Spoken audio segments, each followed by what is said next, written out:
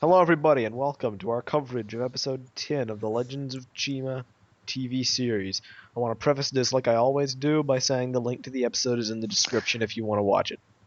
That being said, I'm Messina. I'm LJ. I'm Kahi. And I'm Elena. And it is currently 12:17 a.m. And we just got done watching Chima. That's Central Time, by the way, 12:17 a.m. Wow.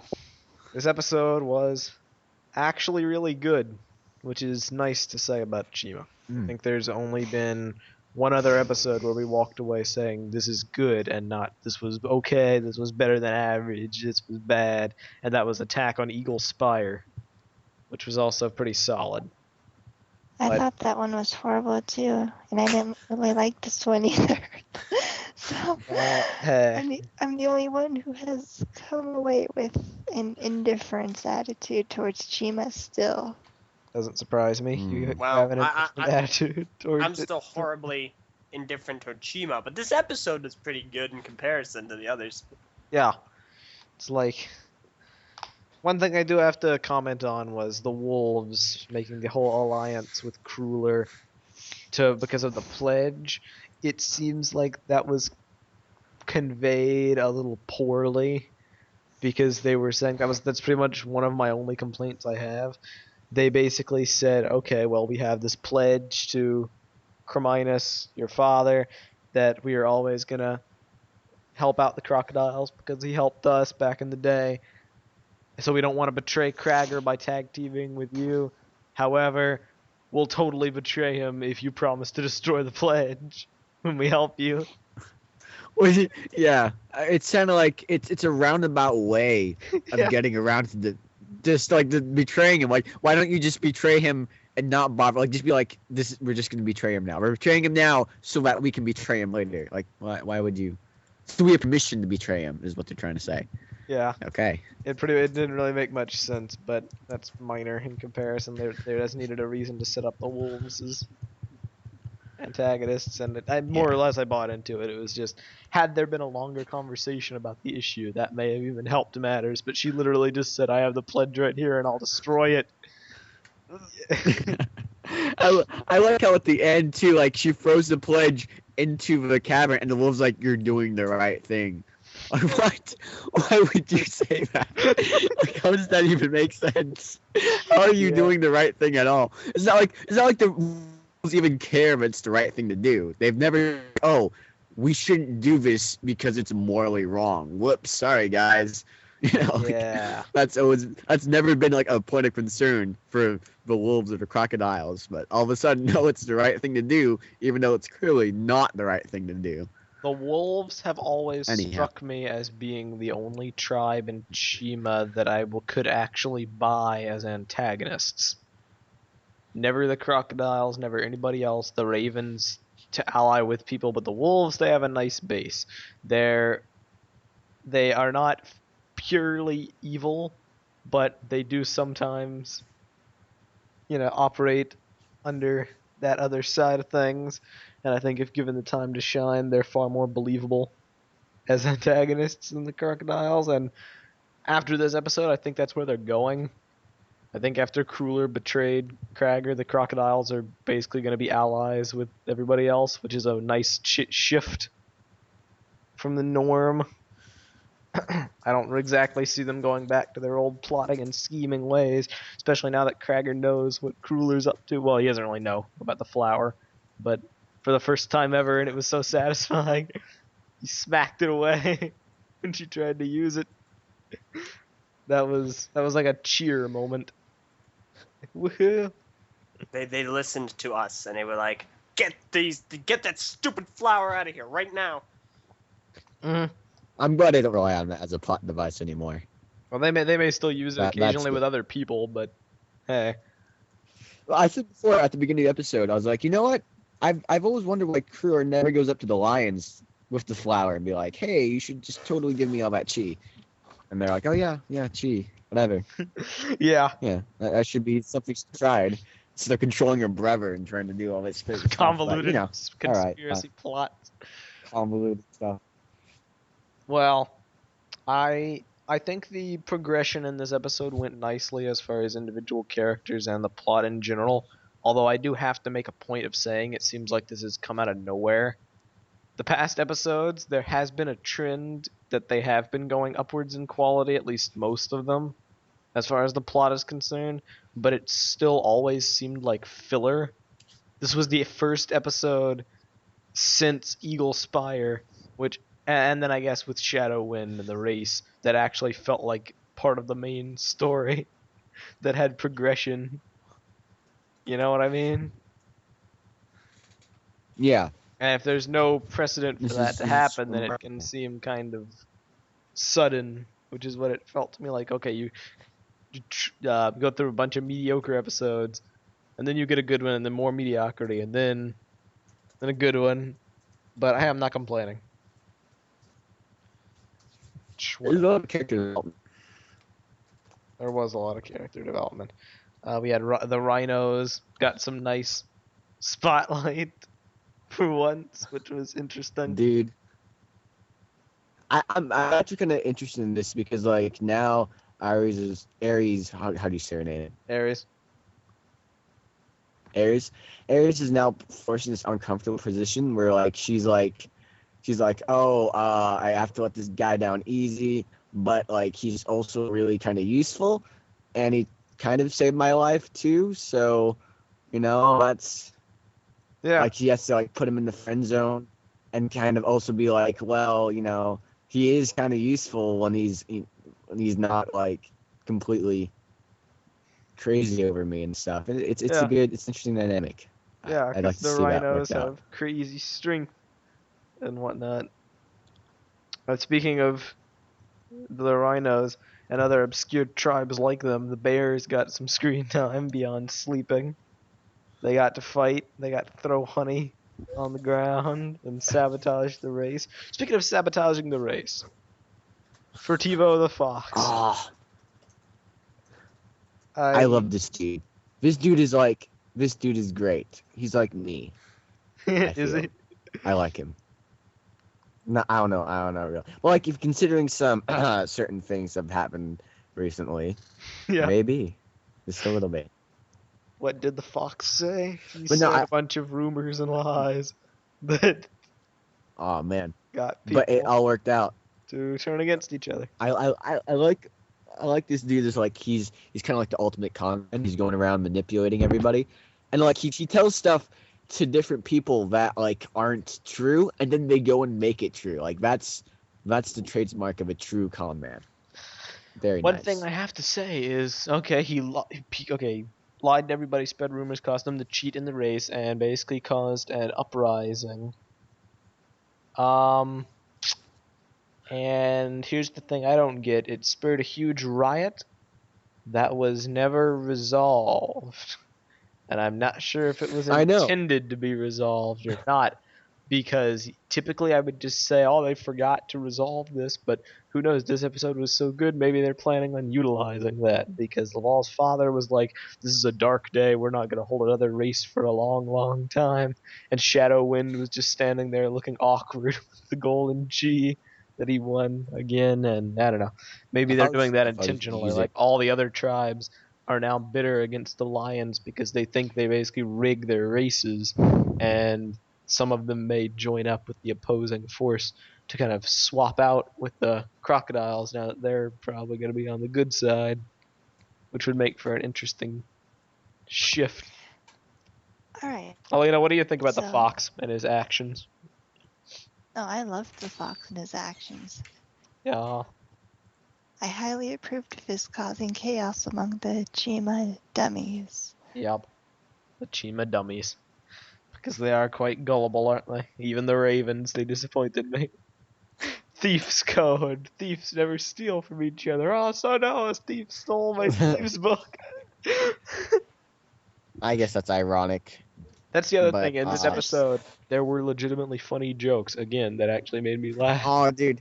The one that Laval gives, he's like, he means Ares, not me. Yeah, like no. You gotta give it some premise. Oh yeah. I mean, you watched the episode, presumably if you're hearing this. Yeah. But basically, So this rhino dude apparently is told that Ares has a crush on him, and he's kind of like over her. So he goes over and like he and Laval and Ares come to rescue, like to fight against the wolves who are stealing all the chi. And like the rhino's like, you'll never get in between me and my love. And Yeah. The wolves are looking at each other like, what is this dude? And like Laval's like, no, he means ours, not me. It's like we're not at that point yet. It's not that kind of kid show. What? Yeah. This isn't a modern family here. Yes. Okay. Okay, And Kai, then- you're going over some lines. I can already see it. I'm going over some lines. We're already gonna have like tons of news articles on that one blog site that doesn't like me. Ah, yes. I like that to be a feminine justice thing. Gasped. Chima's homophobic. Yes. Don't go No, there. Okay. No, but seriously So though, basically, it was a yes, funny joke. They had a lot It of was funny legitimate. jokes. Yeah. There weren't really any that I can recall that made me just shake my head. Like, oh, it's not funny Yeah. at all. Even this chunk was actually not too bad this round. Mm-hmm. I know he has like that one fan that comes to our videos. Shout out to you, by the way, random fan. You have a different opinion than all of us combined, but that's cool. Might be dumb. It's cool. Well, so basically, no. First of all, before we summarize, LJ, what did you think overall? Overall, it was fantastic. I liked the jokes. I liked the pacing. The animation looked great. The only thing I did was like just kind of weird was like the whole crowd fighting. I mean, there's just something Yeah. about that. Why would they be like trying to tear up the lions and whatnot? It didn't make much sense to me. Why they would want to be tearing up the lions or tearing themselves up? Tearing up the lions. Because they assumed the lions rigged everything. Oh. That was how it started. The Ravens were whispering among people like, is it really a surprise that these people are cheating now? The Lions do it all the time. Because something had been started and then it spread, and basically they say, why should we participate anymore? You guys run a crooked competition, and that's why I made the comment a minute ago. I wonder if they're going to use that as a setup for future episodes. Yeah. Basically, there's a bunch of distrust going around that could potentially shake things up, which would be a welcome change from the good guy / bad guy thing. Maybe send the bears over to be allied with the villains. Give them some more people instead of manipulative crocs and thieving ravens. After we talked about this a while back, you remember? Like I was like, I wonder if everybody's kind of suspicious about the lions, and like they all go into this kind of gray morality, which they think the lions are keeping stuff from them, and like the crocodiles are kind of not really all in the black either. Now they're kind of like in the gray too, and like everybody's kind of suspicious of everybody else. There's a lot of racism going on. It's great. Oh. Like, Yeah. oh, you touching on some subjects you shouldn't be. Hey, I mean, Yeah. it's actual racism. These are different races of animals, so Yeah. it's actual racism. Like you notice, nobody's like, well, it's just this guy who's leading the crocodiles. That's evil. They're like, no, all crocodiles are evil, all of them. Yeah. Yeah. So Same basically, thing with yeah, it's kind of racist. it But was a good show. And the biggest question I have is, can they maintain the quality going forward, or will they slip back into their nonsensical filler with poorly developed plots and corny jokes, which they probably will do. yeah, But we have to mention that the one thing they did set up was Crominus is back, and he's still in the pit. He never left, even though there was a set Yeah. made of him leaving in the winter. But anyway, I will harp on that until the day I die. Okay, so time will tell. But it was very good.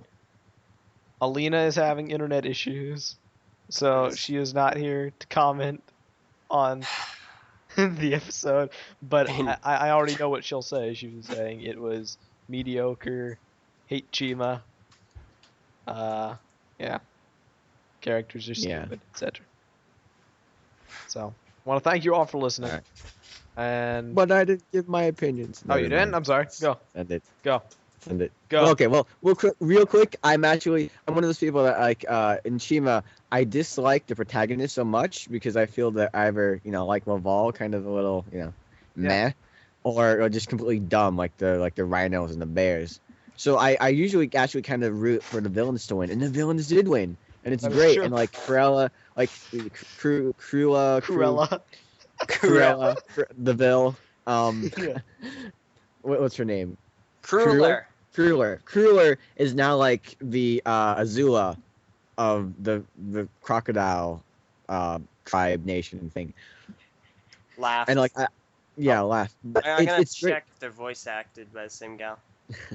I don't think so. Grady Leslie, I don't think I've said it voices time and time Crueler. again. Cragger would be a more interesting protagonist than Laval, and maybe that's where they're Jagger headed. would be a protagonist, and I'm actually kind of interested in that. I am. I like the character development that they had with her, and she's she's not fully devoted to kicking her brother off. She's still kind of like, well, I did kind of like I'm destroying everything my dad did, and I did kind of screw over my brother. I'm not really sure if I'm doing everything I thought I should be doing. So that's kind of nice. But I do also like that they did win. Like the Lions are now like they don't have as many chi anymore, and like everybody's all the Wolves are now, I guess, kind of in control of stuff. Pretty much. There's so I mean like there's The good balance character of power development. has shifted. Yeah.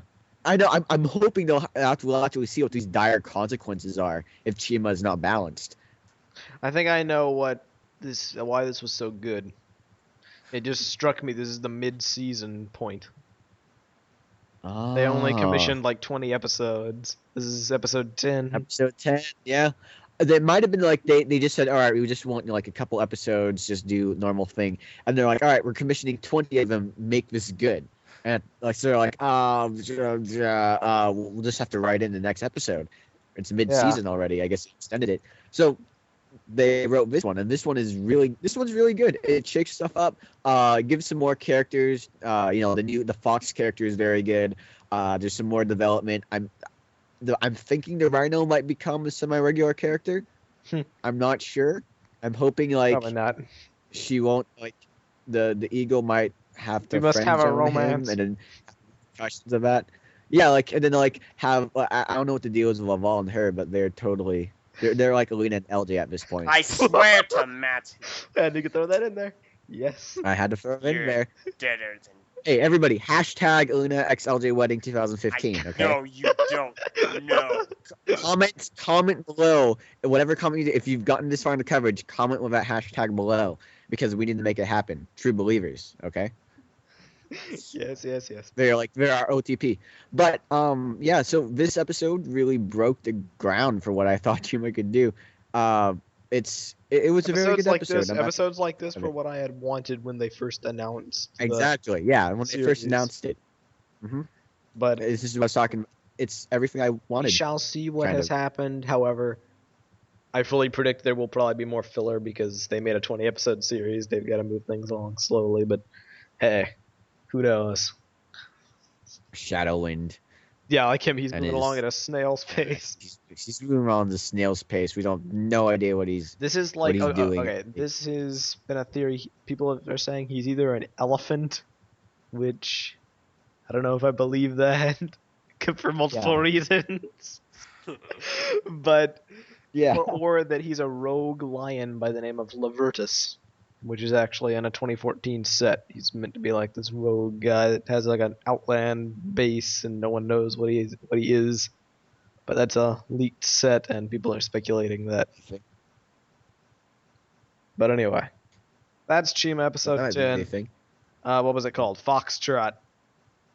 And we will see you all next week for the next episode. So I'm Messner. I'm LJ. I'm Kahi. And Alina was here, but she is not anymore. And we will see you all next time. Goodbye. Adios.